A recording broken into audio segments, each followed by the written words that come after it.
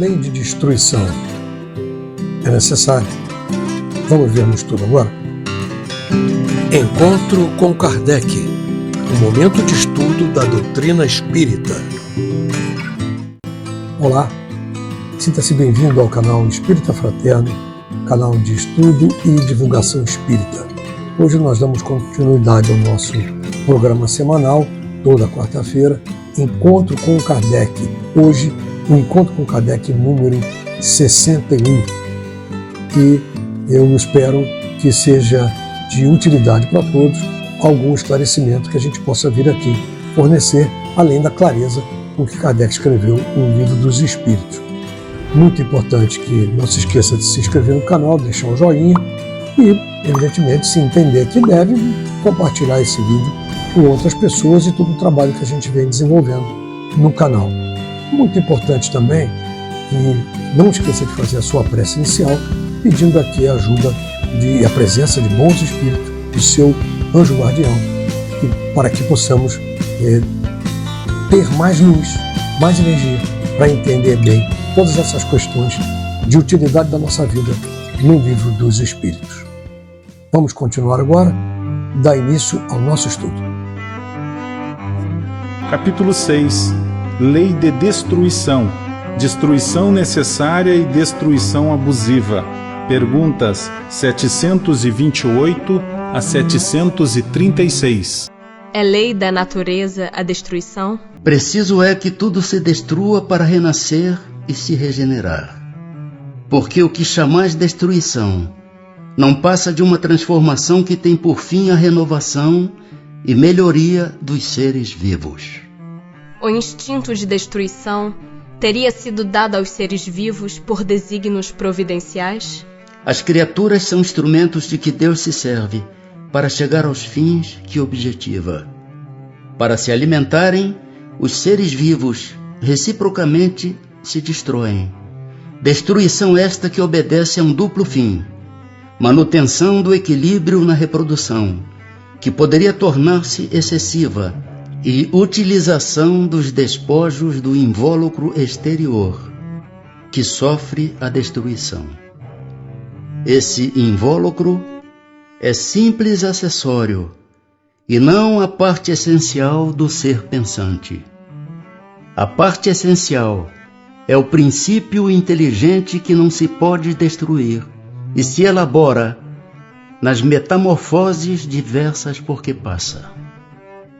Se a regeneração dos seres faz necessária a destruição, por que os cerca a natureza de meios de preservação e conservação? A fim de que a destruição não se dê antes do tempo. Toda destruição antecipada impede ao desenvolvimento do princípio inteligente. Por isso foi que Deus fez que cada ser experimentasse a necessidade de viver e de se reproduzir.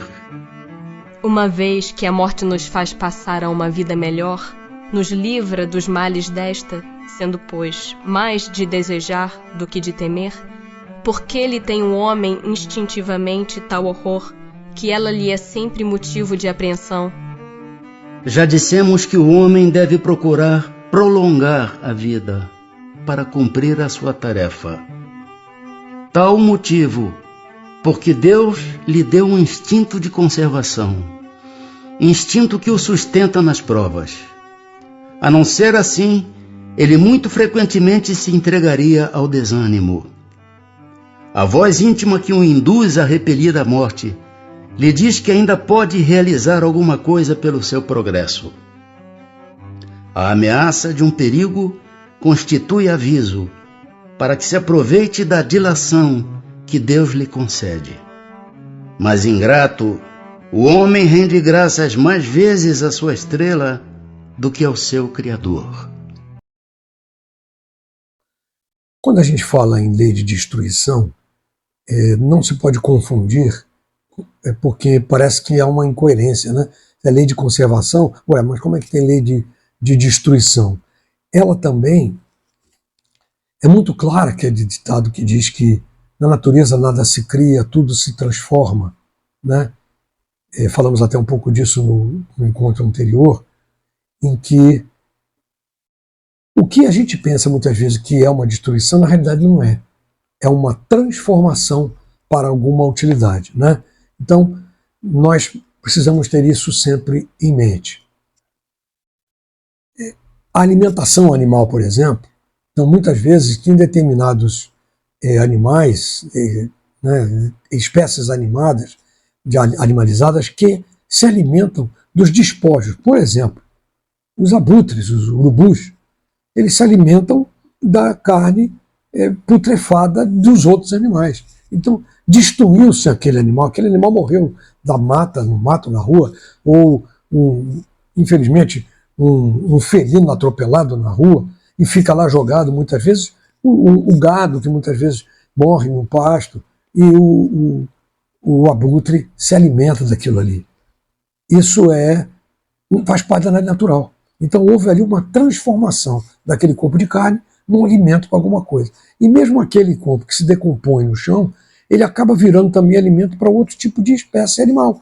Então vermes e tudo mais, que por sua vez vão adubar a terra. Então essa cadeia alimentar é extremamente positiva dentro da natureza. Então a lei de conserva, a lei de destruição existe por um motivo útil e não simplesmente para se destruir, né? E de uma certa forma também pode até achar que isso vai contra a lei de preservação, já que a gente tem que aceitar a destruição. Por que a gente tem tanto esse instinto de preservação? Que é justamente para a gente se manter alerta na nossa vida, se manter vivo, realmente vivo, para dar continuidade ao nosso crescimento moral na encarnação que estiver passando. Isso é muito importante. Então, é dessa forma que funciona a lei de destruição. Eles também nos chamam a atenção para um detalhe aqui, que se a gente tem, se a lei de destruição existe, e a lei de conservação existe, e a gente tem esse instinto de nos preservar, mas nós sabemos, de qualquer maneira, que nós vamos morrer. Por que a gente tem tanto medo da morte? Né? Por que funciona dessa maneira? Por que a gente tem tanto medo disso? Porque o instinto nos preserva, como eu falei, porque a gente sabe que tem que cumprir uma missão aqui, né? Agora, tem uma questão até que, uma opinião muito pessoal, de que muita gente tem muito medo excessivo da morte. Por quê? Se a gente sabe que a única certeza que a gente tem nessa vida é que nós vamos morrer, esse corpo vai morrer um dia. Quer queira, quer não queira. O espírito é eterno. Mas esse invólucro de carne aqui vai morrer, vai perecer de alguma maneira. Será que nós estamos educando os nossos filhos, e os filhos educando os netos, e nós educando os netos, né? Preparando as pessoas para a morte que virá?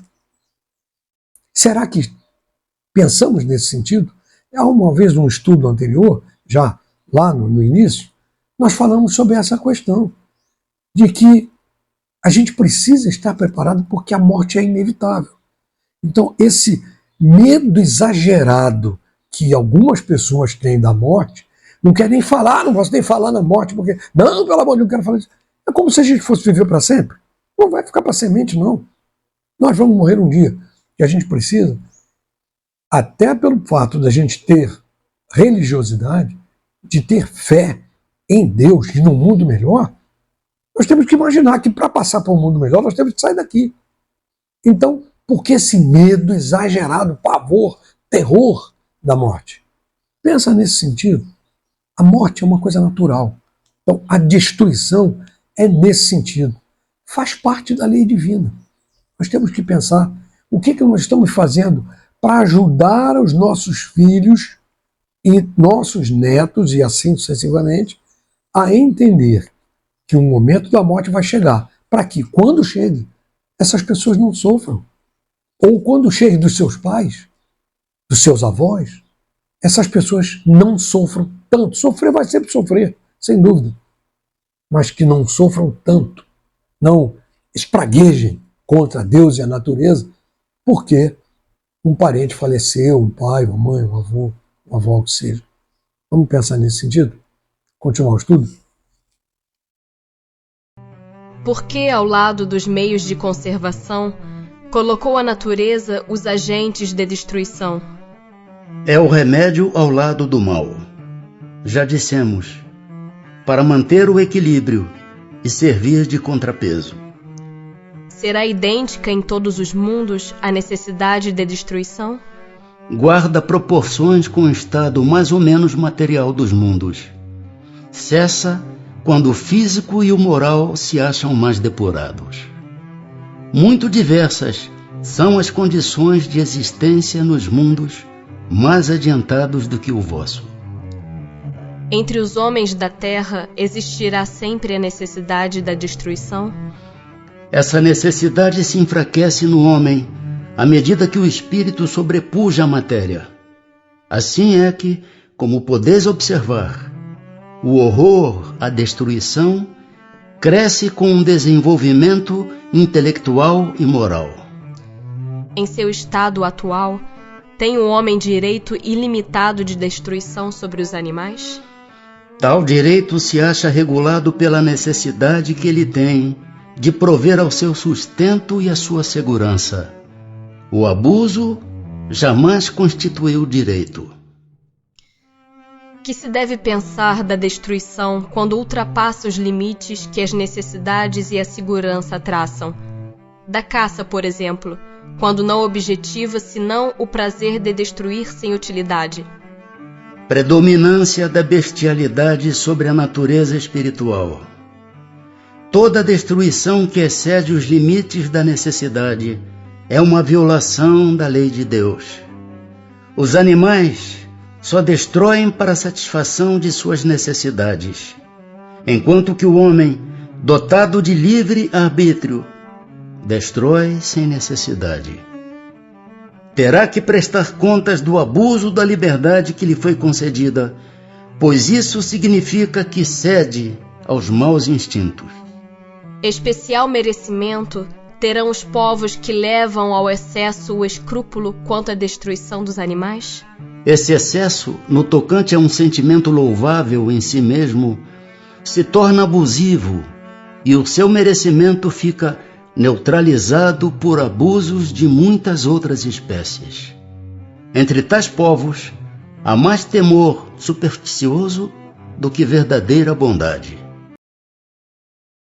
A questão ali fala sobre como é que funciona essa destruição em outros mundos.